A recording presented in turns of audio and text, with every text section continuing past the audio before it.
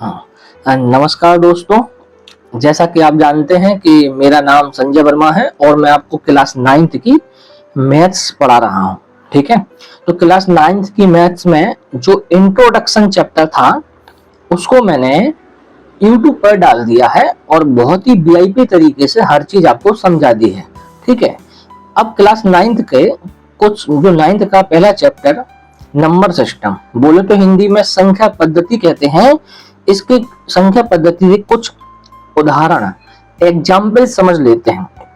अगर आपने उदाहरण समझ लिया आसानी से तो मुझे लगता है एक्सरसाइज ऑटोमेटिकली हो जाएगी। ठीक है, और मैं एक्सरसाइज के एक एक सवाल आपको करवा दूंगा।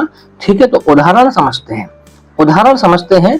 तो उदाहरण में आप देखिएगा, यहाँ आपके सामने लिखा है, उदाहरण देखो कि प्रत्येक पूर्ण संख्या एक प्राकृत संख्या होती है। एवरी होल नंबर, मतलब every whole number is a natural number. ये बात सत्य है क्या, सत्य है, ट्रू है कि फॉल्स है?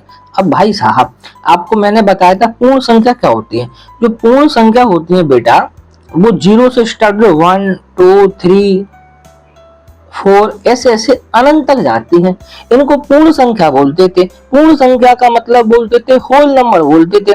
तो कह रहे एवरी होल नंबर, सारी पूर्ण संख्या क्या प्राकृतिक संख्या होती है? और प्राकृतिक संख्या कहाँ चालू होती थी बेटा? 1 से लेके अनंत तक। पूर्ण संख्या होती थी 0 से लेके अनंत तक। क्या every whole number is a natural? तो प्रत्येक पूर्ण संख्या क्या प्राकृतिक संख्या है? तो बिल्कुल नहीं है। कहने का मतलब है भाई साहब कि बड़ी डिक्ची के अंदर छोटी डिक्ची तो आ सकती है, लेकिन छोटी डिक्ची के अंदर बड़ी डिक्ची नहीं आ सकती है। तो प्रत्येक पूर्ण संख्या एक प्राकृत संख्या होती है, बताना है तो नहीं होती। आंसर इसका क्या है? नहीं, मतलब फॉल्स। आई बात समझ में? क्योंकि पूर्ण संख्या वे संख्या होती हैं जो 0 से स्टार्ट होकर अनंत तक जाती है पॉजिटिव में, और प्राकृतिक संख्या वे संख्या होती हैं जो +1 से स्टार्ट होकर अनंत तक जाती हैं। तो कहानी बन गई। प्रत्येक पूर्णांक, अब आपको बताया था मैंने पूर्णांक क्या होता है। पूर्णांक बताया था 0 +1 +2 +3 अनंत तक जाते थे। -1 -2 -3 अनंत तक जाते थे। कह रहे प्रत्येक पूर्णांक, जितने भी पूर्णांक हैं, पूर्णांक बोले तो integers, every integers is a rational number. प्रत्येक पूर्णांक एक परिमेय संख्या होता है। अगर आप मेरी इंट्रोडक्शन की वीडियो देख लेंगे नंबर सिस्टम की क्लास 9th की, जिंदगी भर याद रखें कि मैं इतना वीआईपी समझा रखा है। और उसमें खुद बताया था कि जो प्रत्येक पूर्णांक होता है एक परिमेय संख्या हो सकता है, क्योंकि अगर आप इन सब के 1 1 1 लगा देंगे तो परिमेय संख्या हो जाएगा। तो परिमेय संख्या क्या होती थी, मैंने आपको बताया था।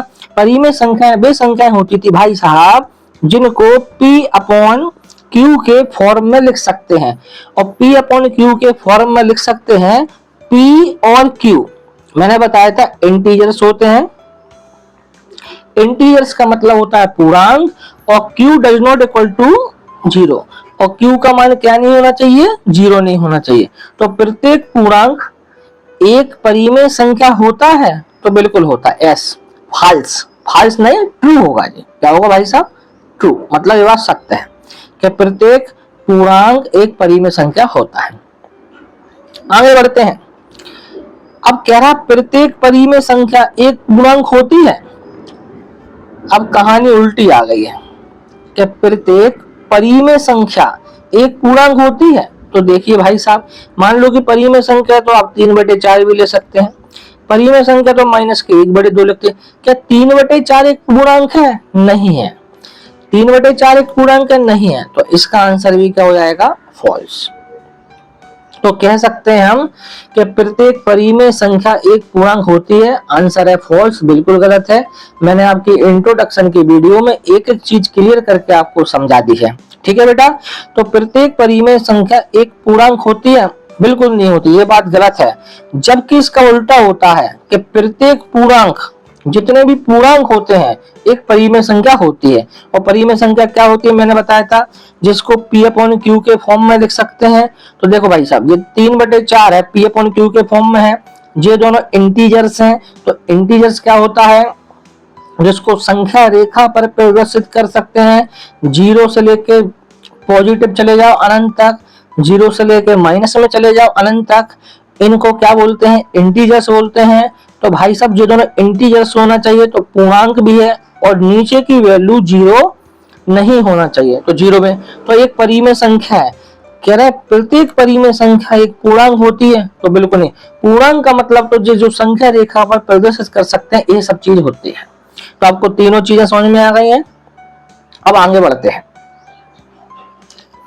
दोस्तों, अब दूसरा एग्जाम्पल समझते हैं। अगर आपने इस एग्जाम्पल को समझ लिया तो आपकी प्रश्नावली एक्सरसाइज 1.1 पूरी खत्म हो जाएगी लगभग।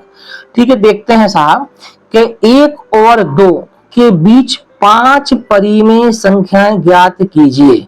Find 5 rational numbers between 1 and 2। Am I right. अब आपको साहब परिमेय संख्याएं ज्ञात करना है, तो सबसे पहले मैं आपको बता दूं परिमेय संख्या क्या होती है। What is the mean of the natural number, जो पीछे भी मैं बता चुका हूं, और जो मेरी नंबर सिस्टम की इंट्रोडक्शन की वीडियो उसमें भी मैंने आपको बता दिया। तो परिमेय संख्या क्या होती है, एक बार लगे हाथ और देख लीजिए। जितने भी इंटीजर्स होते हैं, जितने भी पूर्णांक होते हैं, वे सभी संख्याएं परिमेय संख्या होती हैं। तो परिमेय संख्या का मतलब होता है जिन संख्याओं को अपन P/Q के फॉर्म में लिख सकते हैं, ऊपर अंश और नीचे हर के रूप में लिख सकते हैं। ठीक है, इसको बोलते हैं अंश, इंग्लिश में न्यूमरेटर, और नीचे को बोलते हैं हर, इसको इंग्लिश में डिनोमिनेटर बोलते हैं। भाई साहब ये दोनों संख्या पूर्णांक होना चाहिए। क्या होना चाहिए, पूर्णांक। इंग्लिश में बोलते हैं इसको क्या, इंटीजर्स। ऊपर अंश और हर के रूप में होना चाहिए, ये दोनों संख्या पूर्णांक होना चाहिए। तीसरा हर जो है नीचे वाला जीरो नहीं होना चाहिए। Am I right. This is the condition of rational number, यह परिमेय संख्या की कंडीशन है। उन्होंने कहा भाई साहब 1 और 2 के बीच 5 परिमेय संख्याएं ज्ञात कीजिए। हम 5 नहीं 50 ज्ञात कर देंगे, 50 नहीं 5000 ज्ञात कर देंगे। कहानी इतनी है, मैं आपको समझाता हूँ एक एग्जाम्पल के थ्रू, फिर इस क्वेश्चन पे आते हैं। एग्जाम्पल में मान लो ये है, ए आपका ए है, ए आपका बी है। M I right. बोले इन दोनों के बीच 5 परिमेय संख्या ज्ञात कीजिए, हम 50 कर दें। देखो तो करने का तरीका क्या होता है, अगर मैं इन दोनों का बिल्कुल बीच का हिस्सा करना, दुनिया में आपको किसी भी संख्या, किन्हीं भी दो संख्याओं के बीच निकालना हो, तो हमेशा उन दोनों को जोड़ के आप 2 से भाग लगा दें। बहुत आसान है, कैसे लगा सकते हैं मैं आपको तो ऐसे, आपको 10 और 20 दो संख्या है। मान लो कोई नंबर 10 और 20 है, इन दोनों के बीच का निकालना है, तो क्या कर देंगे, 10 में 20 जोड़ लो, कितने हो गए साहब, 30 हो गए। 30 हो गए, और हमेशा 2 का भाग लगा दो, तो कितना आ जाएगा, 15। M I right. दुनिया में किन्हीं भी संख्याओं के बीच का निकालना, उन दोनों को जोड़ दो, 2 का भाग लगा दो आराम से। अब यहाँ कितना आ गया, 15। अब साहब वो कह रहे इन दोनों के बीच का बता दो, तो इन दोनों के भी फिर दोनों को जोड़ दो, 10 और 15 कितने, 25। 25 का आधा करोगे, 2 का भाग 12.5। आगे बात समझ लो, 15 और 20 को इन दोनों के बीच निकालना परिमेय संख्या, 15 और 20 को जोड़ दो, 35। 35 का आधा कर दो, आधा मतलब 2 का भाग लगा दो, 17.5। अब इन दोनों के बीच भी आ जाएगी। मतलब कहने का है हमें इतना ज्ञान मिल गया है कि किन्हीं भी दो संख्याओं के बीच अनंत परिमेय संख्या होती है, कितनी भी निकाल सकते हैं आप। किन्हीं भी दो संख्याओं के बीच अनंत परिमेय संख्याएं होती हैं। इन्होंने तो केवल 5 परिमेय संख्या ज्ञात करने के लिए कहा है, आप अनंत निकाल सकते हैं। तो देखते हैं, आगे समझते हैं। ऐसे अब आते हैं क्वेश्चन पे।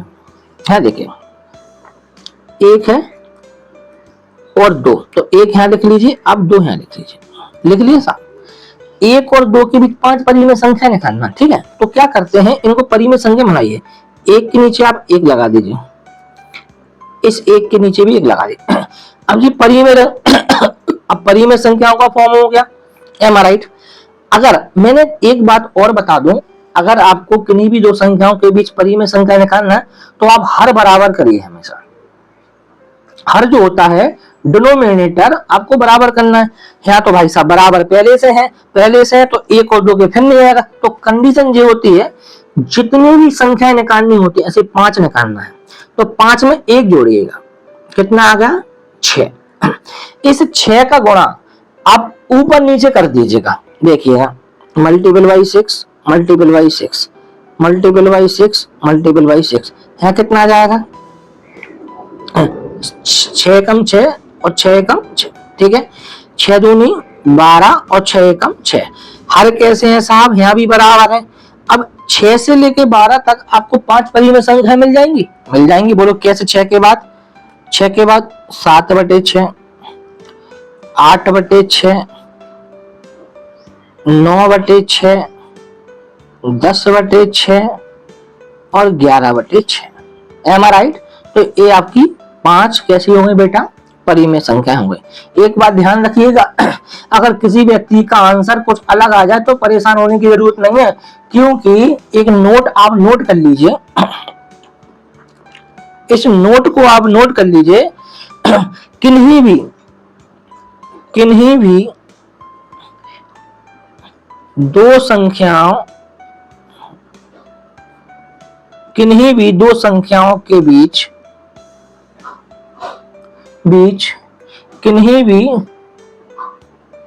किन्हीं भी दो संख्याओं के बीच अनंत परिमेय संख्या हो सकती है। अनंत परिमेय संख्याएं हो सकती। आ गई बात समझ में? तो आज की वीडियो यहीं तक रखते हैं। आपको क्या समझ में आया क्या नहीं, बाद में कमेंट करके मुझे बताएं। Thank you very much.